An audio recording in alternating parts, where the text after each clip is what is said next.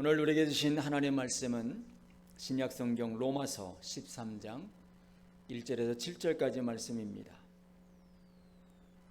오늘 우리에게 주신 하나님의 말씀은 로마서 13장 1절에서 7절까지 말씀, 우리 한 목소리로 함께 봉독하겠습니다. 각 사람은 위에 있는 권세들에게 복종하라. 권세는 하나님으로부터 나지 않음이 없나니 모든 권세는 다 하나님께서 정하신 바라. 그러므로 권세를 거스르는 자는 하나님의 명을 거스름이니 거스르는 자들은 심판을 자취하리라. 다스리는 자들은 선한 일에 대하여 두려움이 되지 않고 악한 일에 대하여 되나니 네가 권세를 두려워하지 아니하려느냐. 선을 행하라. 그리하면 그에게 칭찬을 받으리라. 그는 하나님의 사역자가 되어 내게 선을 베푸는 자니라. 그러나 네가 악을 행하거든 두려워하라. 그가 공연히 칼을 가지지 아니하였으니 곧 하나님의 사역자가 되어 악을 행하는 자에게 진노하심을 따라 보응하는 자니라. 그러므로 복종하지 아니할 수 없으니 진노 때문에 할 것이 아니라 양심을 따라 할 것이라. 너희가 조세를 바치는 것도 이로 말미암음이라. 그들이 하나님의 일꾼 되어 바로 이 일에 항상 힘쓰느니라. 모든 자에게 줄 것을 주되 조세를 받을 자에게 조세를 바치고 권세를 받을 자에게 권세를 바치고 두려워할 자를 두려워하며 존경할 자를 존경하라. 아멘. 할렐루야. 요즘 들어 우리나라 많은 우정자들을 위해서 그 어느 때보다 기도할 때인 줄 믿습니다. 국제적인 정세도 그렇고 또 여러 가지 정황들이 정말 이 땅 구석구석에 많은 우정자들이 하나님 앞에 바로 세움받아 이 저들이 맡겨진 그 권위에 충성하고 또 하나님을 들고 떨리는 마음으로 이 나라와 민족을 위해서 정말 귀한 사명 감당하기 위해서 우리가 그들을 위해서 기도하고 또 기도할 때인 줄 믿습니다. 그러게 오늘 본문에서는 이런 우정자들을 우리가 대하는 우리의 삶의 모습에 대해서 분명히 말씀하고 있습니다. 그것은 무엇보다도 하나님의 권위 아래 저희들이 어떻게 살 것인가에 대해서 분명히 말씀하고 있습니다. 오늘 본문은 믿음으로 의롭다함을 받고 구원을 얻게 된 성도가 이제 값없이 구원을 주시는 하나님의 은혜에 대한 감사의 표현으로 이제 삶의 전 영역에서 마땅히 행해야 할 의의 실천과 곧 그리스도의 윤리에 대해서 그 중에서도 오늘 본문에서는 하나님의 권위 아래 살아가는 이 삶의 모습에 대해서 오늘 우리에게 말씀해 주고 있습니다. 이는 당시 로마 교회가 당면한 이 실제적인 문제인 바로 유대인과 이방인 간의 갈등을 해소시키기 위한 그 해결책을 직접 제시하시기 위해서 앞서서 이제 기독교 윤리관에 관한 전반적인 사실들로서 이제 기독교 윤리의 기초와 그리스도인의 윤리적인 삶의 주요 장유되는 이 교회와 그리고 사회 안에서의 윤리적인 자세와 또 비록 근본적으로는 천국 시민으로서 이 세상에 속한 존재는 아니라 할지라도 바로 여전히 이 세상에 속해서 이 세상 속에서 살고 있는 저와 여러분이 마땅히 갖게 되는 국민으로서의 갖는 위정자에 대한 의무와 시민으로서 갖는 이웃에 대한 의무와 그리스도인의 생활에 대해서 오늘 말씀하고 있는 것입니다.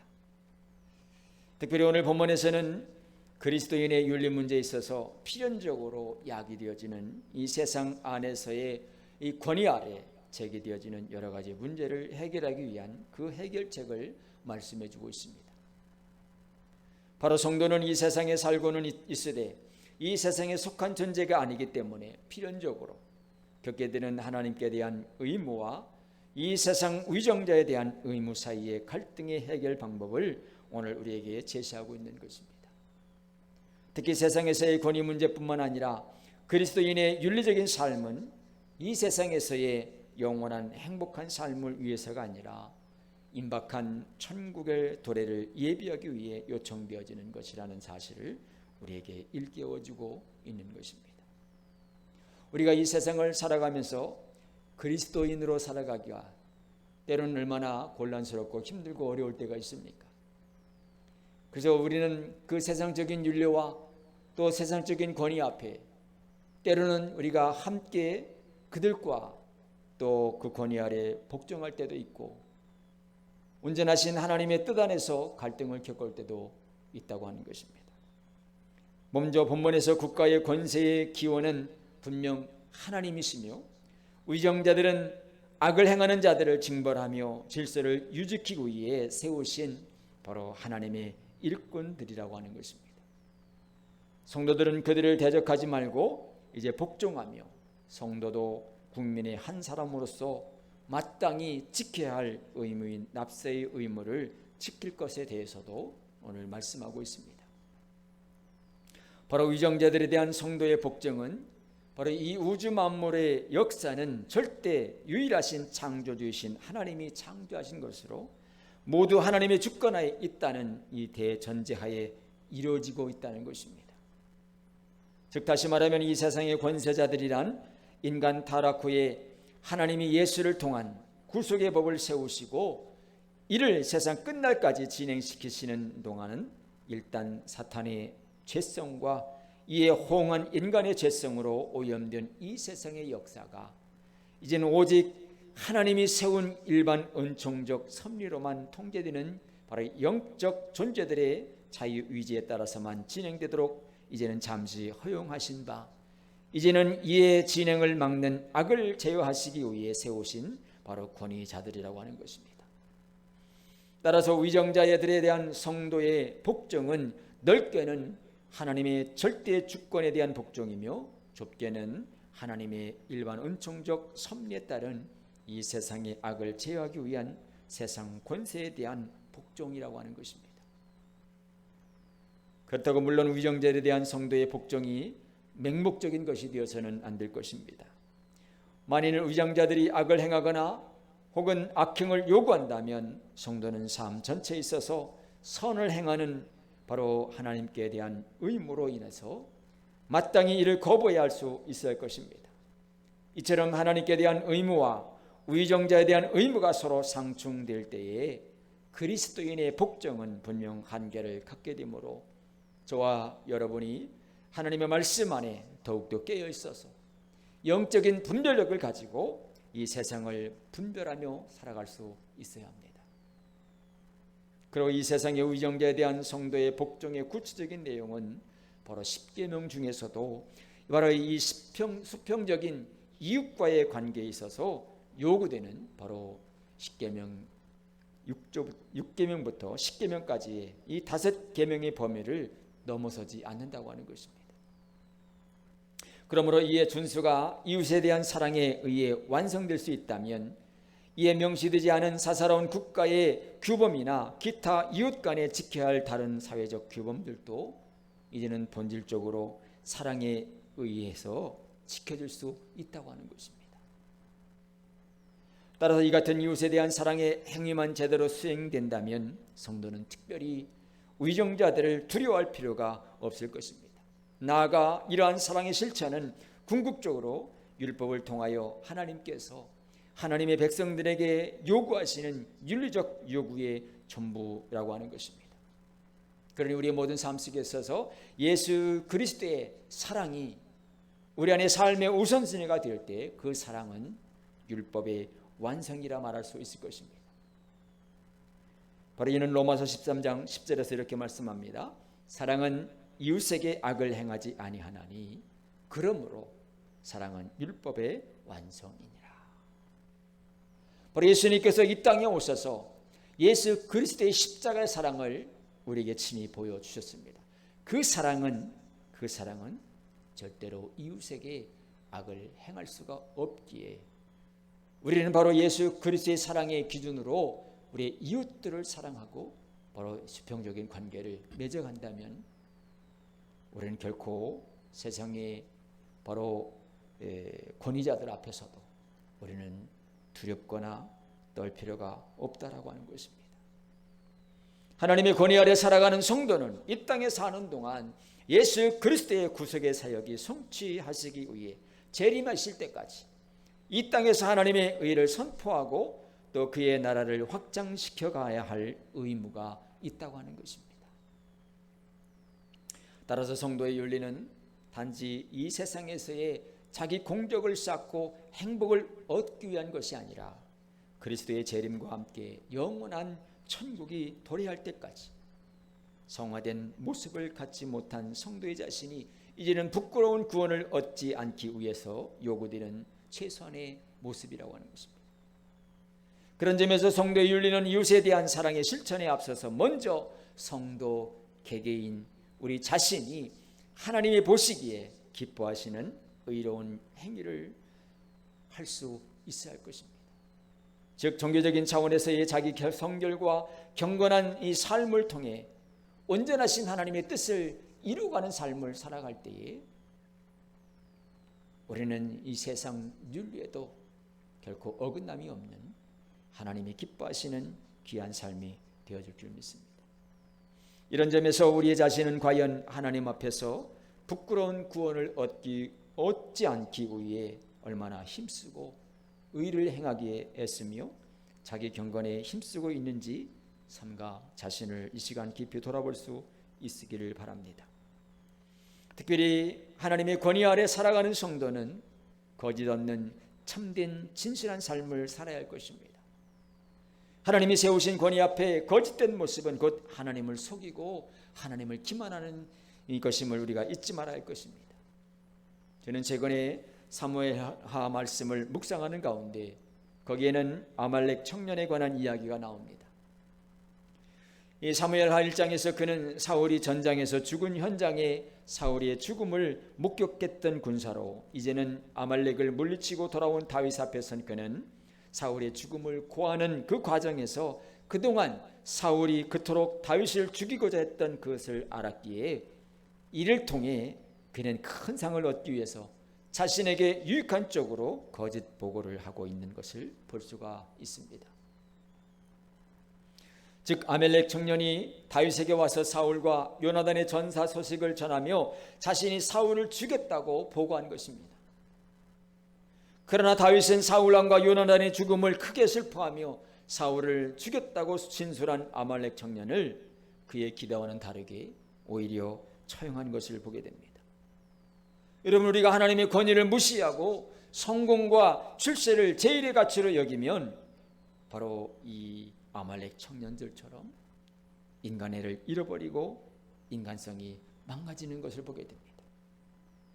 사울은 전투 중에 중상을 입자 스스로 목숨을 끊었는데 이 아말렉 병사는 사울의 부탁으로 자신이 직접 사울을 죽였다고 거짓말을 한 것입니다. 그러면 다윗이 칭찬하며 상과 관직을 자기에게 줄 거라고 예상했기 때문입니다. 이 아말렉 병사는 사울의 왕관과 팔찌만 챙기고 사울의 시신을 내버려 두었습니다. 그리고 사울의 죽음을 자기 출세를 위해 교묘하게 거짓으로 이용하려 했던 것입니다. 이 얼마나 야비하고 졸렬한 처사입니까? 성공의 마음을 빼앗기면 사람으로서 아름다움을 잃고 만다고 하는 것입니다. 결국 아말렉 병사는 다윗이 왕이 되는데 걸림돌이 되던 사울과 요나단의 죽음이 다윗에게 기쁜 소식이라고 생각했지만 다윗은 오히려 슬퍼했습니다. 만약 다윗의 인생의 목표가 왕이 되는 것이었다면 사울과 요나단을 제거해야 할 정적으로 여겼겠지만 다윗에게는 사울은 하나님이 기름 부어 세우신 왕이었고 바로 요나단은 그 누구보다도 자기 생명처럼 사랑했던 친구였습니다.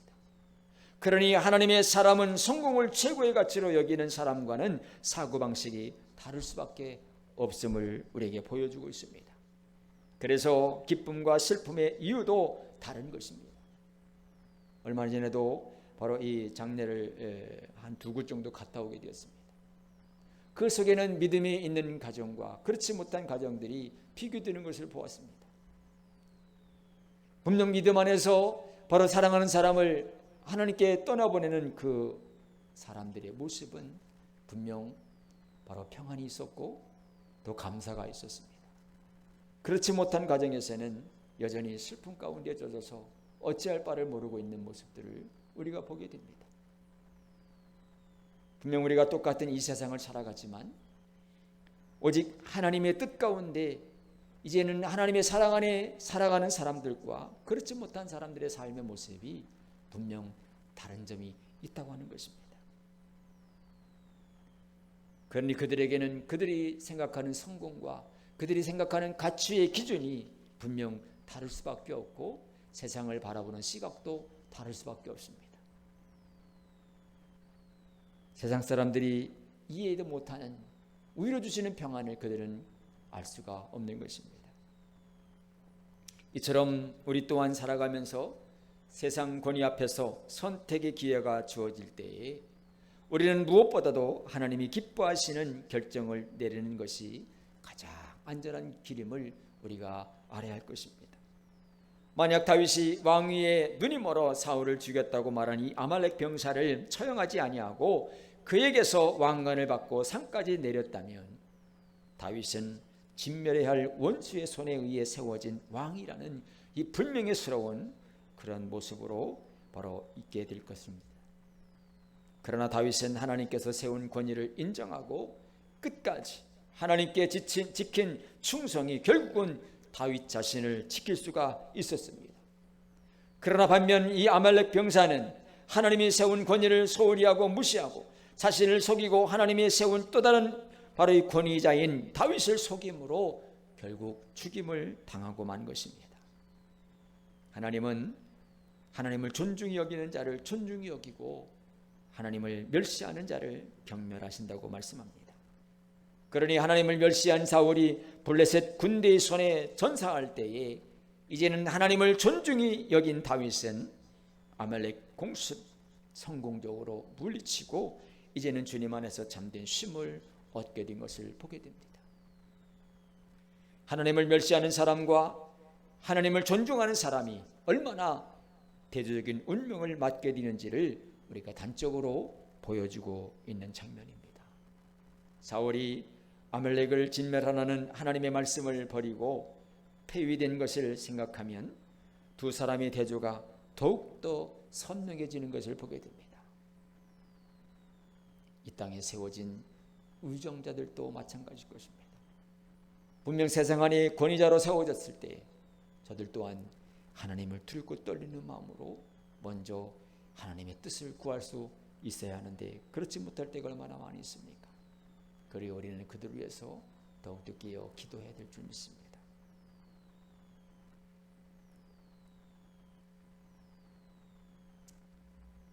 오늘 우리도 사울이나 아말렉 병사처럼 자신의 신뢰를 챙기는 일보다 다윗처럼 하나님이 기뻐하시는 일을 선택함으로 이제는 위로 주시는 축복을 이 땅에서 누리며 살아가기를 바랍니다. 그리고 영적인 분별력을 갖고 이 세대를 분별할 수 있기를 바랍니다. 특히 세상의 권위를 가진 자들을 대할 때에 하나님 편에서 하나님의 뜻을 따라 선택하고 성도로서 세상을 바라볼 수 있기를 바랍니다. 바로 하나님의 권위 아래 살아가는 삶이 되어야 할 것입니다. 이 오늘 본문에서는 한 나라의 국민으로서의 성도의 의무와 본분은 각종 권세의 원천이 바로 하나님께 있으므로 각 사람은 이에 복종해야 함을 우리에게 교훈으로 말씀해 주고 있습니다. 그러나 성경 가운데는 이와 반대되는 불의한 권세에 대해 저항할 것을 암시하는 사건들도 있습니다.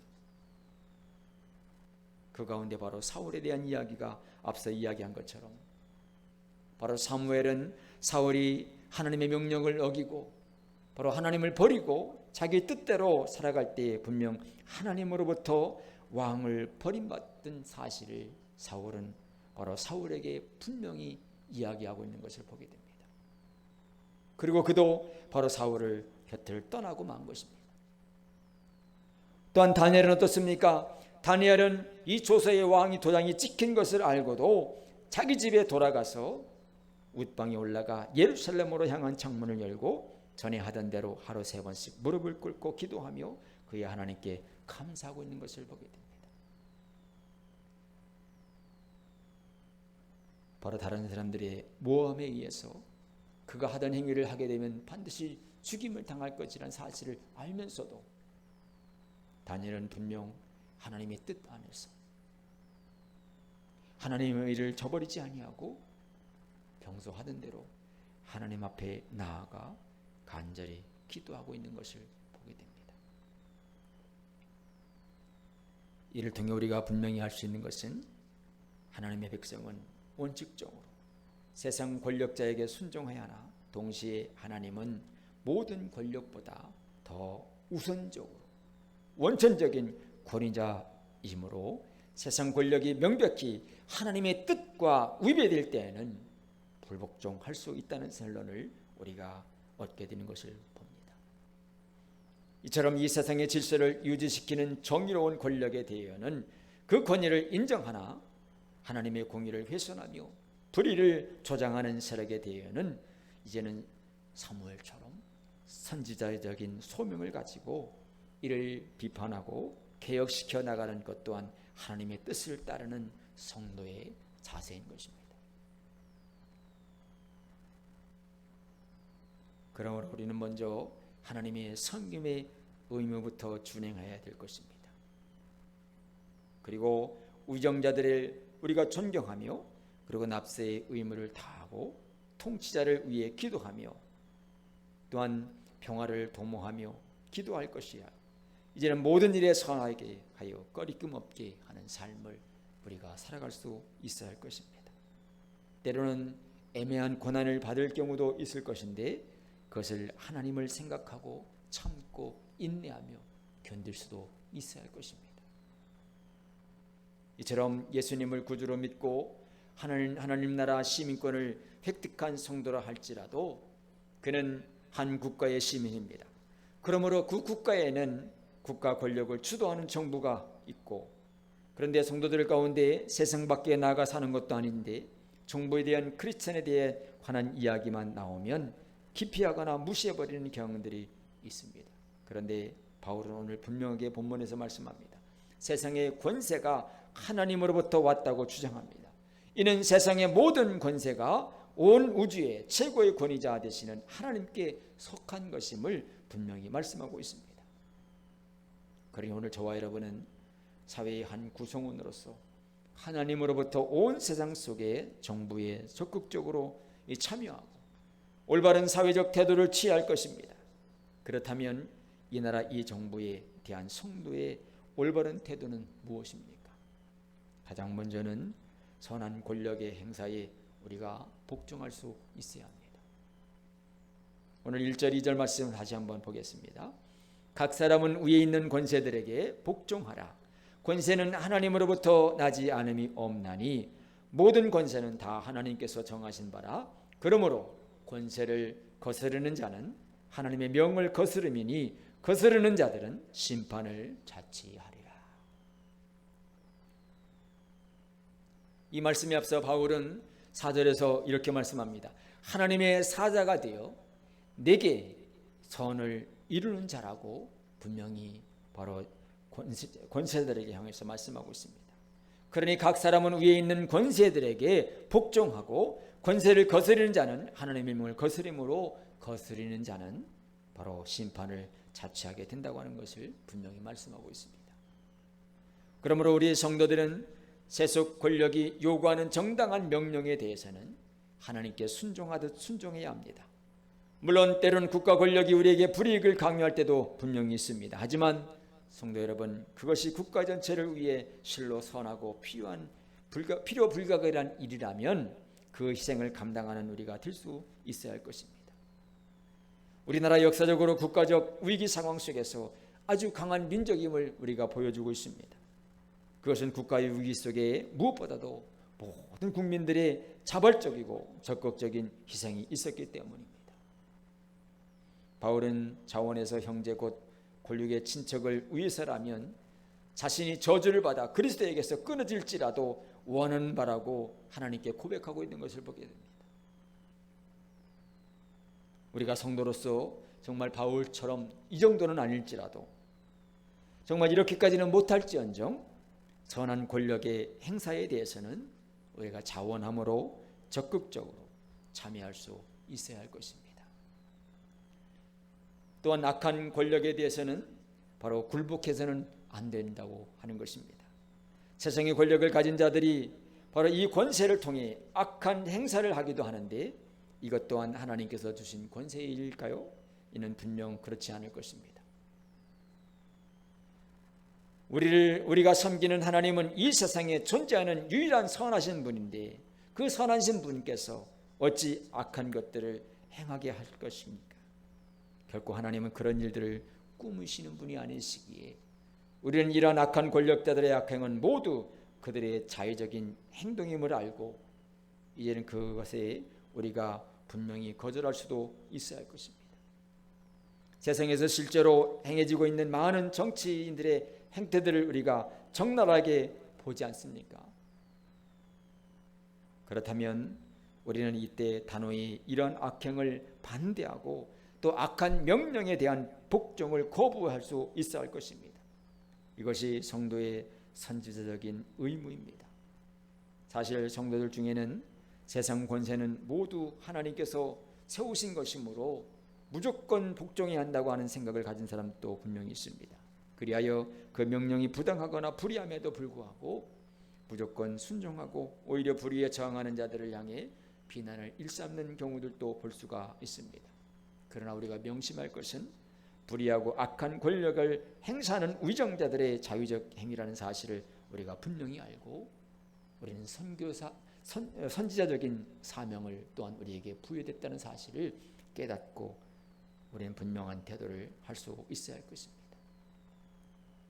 특히 이 차별금지법과 같이 공동체를 해하거나 또 하나님의 뜻을 거역하고 대적하는 일임에도 불구하고 개인 또는 소속당의 정권의 이익과 유지를 위해 자영되어 악법을 발휘하고 이를 추진하려고 하는 이 행위는 우리가 분명히 경계하여 이를 거부하고 기필코 막아낼 수 있어야 할 것입니다. 그러므로 우리는 하나님이 세운 권위를 무시하고 하나님의 뜻에 반하는 것에는 절대 굴복해서는 안 된다고 하는 것입니다.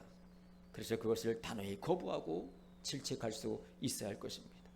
그리고 한 걸음 더 나아가 그 그릇됨을 지적하여 바로 잡아줄 수 있는 지혜가 또한 필요합니다. 그리고 세상 권세자들을 위해 우리는 항상 기도해야 할 것입니다. 우리 디모데전서 2장 1절 2절에 이렇게 말씀합니다. 그러므로 내가 첫째로 권하노니 모든 사람을 위하여 간구와 기도와 도구와 감사를 하되 임금들과 높은 지위에 있는 모든 사람을 위하여 하라. 이는 우리가 모든 경건과 단정함으로 고요하여 평안한 생활을 하려 함이니라. 우리가 이 땅의 위정자들을 위해서 기도하는 것은 또 그들의 높은 지위를 인정하고 그들을 위해서 끊임없이 기도하는 것은 우리 또한 그 속에 살고 있는 사람으로 그 속에서 참된 평안한 삶을 누리기 위한 것임을 우리는 분명히 알아야 할 것입니다. 이에 바울은 디모데에게 모든 사람을 위하여 간구와 기도와 도구와 감사를 하되 임금들과 높은 지위에 있는 모든 사람을 위하여 하라고 분명히 말씀하고 있습니다. 사랑하는 성도 여러분, 세상 권세자들도 분명히 인간입니다. 하나님을 믿고 섬긴다는 우리에게도 얼마나 허물이 많고 실수가 많습니까? 그런데 하물며 오직 명예와 권세욕만 따라 사는 이 세상 권세자들이야말로 오죽하겠습니까? 그러니 우리는 그들을 위해서 더욱더 기도할 수밖에 없는 것입니다. 특별히 오늘날 위정자 중에 기독교인들도 얼마나 많이 있습니까? 그럼에도 불구하고 사회의 부정비리가 점점 더 증폭되어 간다는 것은 뭔가 잘못되어도 한참 잘못되어 가고 있다는 사실입니다. 이러한 때일수록 우리는 바울의 권면대로 세상 권세자들을 위해 더욱더 깨어 기도할 때입니다. 그들의 정권을 위해서가 아니라 그들이 정치 지도자로서 항상 지혜롭게 판단하고 정의롭게 정치하도록 우리는 기도해야 한다고 하는 것입니다. 그리고 정확한 판단력을 가지고 바로 지도자의 부족함이 이제는 무엇보다도 채워지는 은혜들이 있어서 하나님이 세워진 권위 앞에 충성할 수 있는 자들로 맡겨진 귀한 사명들을 잘 감당할 수 있도록 우리는 더욱더 뜨겁게 사명감을 가지고 우리 모두가 한마음한 뜻으로 합심하여 기도해야 할 것입니다. 사랑하는 성도 여러분, 바로 지금의 이 대한민국은 우리가 상상하는 그 이상의 놀라운 발전과 경제 성장을 이루어 왔습니다. 이는 세계가 인정하는 현실입니다. 그러나 이런 때에 우리는 지금의 이 나라가 있기까지의 지나온 역사를 깊이 돌아볼 수 있어야 합니다. 저는 지난주에도 어느 한 목사님으로부터 지난 일제치하와 또 6.25 한국 전쟁을 겪어온 과정에서 이 나라와 민족을 위해 희생하신 분들 가운데 국가로부터 그 희생을 인정받아 국가 유공훈장을 받은 사람들 가운데 당시 기독교인들이 압도적으로 많았다는 사실을, 그 이야기를 듣게 되었습니다. 지금도 아직까지도 많이 알려지지 아니하는 희생자들을 찾아서 그 공을 인정받기 위해 국가에 청원하는 일을 지금도 계속하고 있다는 소식을 듣게 되었습니다. 우리가 이처럼 조금만 관심을 가지고 우리나라 역사를 돌아보면 참으로 위대한 신앙인치고 애국애족하지 않은 사람이 없음을 우리가 알게 될 것입니다. 그들은 모두 뚜렷한 국가관을 가지고 또 정치 지도자를 돕거나 혹은 정치 지도자의 그릇됨을 질책했던 사람들입니다. 오늘 우리에게도 이러한 태도가 필요합니다. 우리 역시 이러한 태도로 국가와 정부를 대할 수 있어야 합니다. 정치를 잘할 때는 거기에 순복하고 또 도와줘야 합니다. 또 정치를 못할 때는 무엇이 잘못되었는지를 관심을 가지고 정확하게 지적할 수 있어야 합니다. 그 잘못됨을 바로 잡아줄 수 있어야 합니다. 아울러 우리는 이 나라의 운명을 좌우하는 모든 정치 지도자들을 위해서 기도해야 할 때입니다. 사무엘처럼 나는 너희를 위하여 기도하기를 쉬는 죄를 여호와 앞에 결단코 범하지 아니하리라 하는 각오와 그 사명함을 가지고 우리가 더욱더 이 시간 기도할 수 있어야 할 것입니다. 바라기는 한 주간도 이 세상 모든 권위가 하나님으로부터 세워진 것임을 우리가 인정하고 이제는 더욱더 깨어 있어서 이 세대를 분별하여 하나님의 뜻을 따라 성도로서 하나님의 권위 아래에 순복함으로 복된 삶을 누리며 이제는 위로 주시는 능력과 기쁨과 평안으로 살아가기를 주님의 이름으로 축원합니다. 기도하겠습니다. 사랑과 은혜가 풍성하신 아버지 하나님, 이 나라 민족을 사랑하셔서 수많은 선진들을 통하여 이 수많은 희생과 아픔을 통하여 지금의 이 대한민국을 세워주시고 인도하심을 감사합니다. 이 세상의 권위는 이 모든 것들이 하나님의 권위 아래 세워진 권위임을 우리가 먼저 인정하고 또 우리의 모든 범사를 하나님의 범사임을 인정할 때에 우린 세상의 권위에도 선하신 뜻을 쫓아 순복할 수 있는 줄 믿습니다. 오직 하나님의 뜻을 쫓아 믿음 있는 자들로 더욱더 깨어있어 전심으로 하나님께 기도할 때에 나라와 민족을 위해서 기도하게 하시고 또 하나님의 나라가 이 땅에 온전히 임할 수 있도록 이 나라 민족 구석구석에 하나님 나라가 임할 수 있도록 간절히 기도할 수 있게 하여 주시옵소서. 이제는 그리하여 이 세상의 모든 권위가 하나님으로부터 세워진 것임을 우리가 인정하고 더욱더 깨어있어서 이제 이 세대를 온전히 분별함으로 말미암아 하나님의 뜻을 쫓아 믿음 있는 자들로 살아갈 때에 이루어주시는 참된 기쁨과 감사와 평안을 누리는 복된 믿음의 삶을 살아가게 하여 주시옵소서. 주님께서 한 주간도 지켜주시고 인도하여 주옵기를 간절히 간구하며 예수님의 이름으로 기도하옵나이다.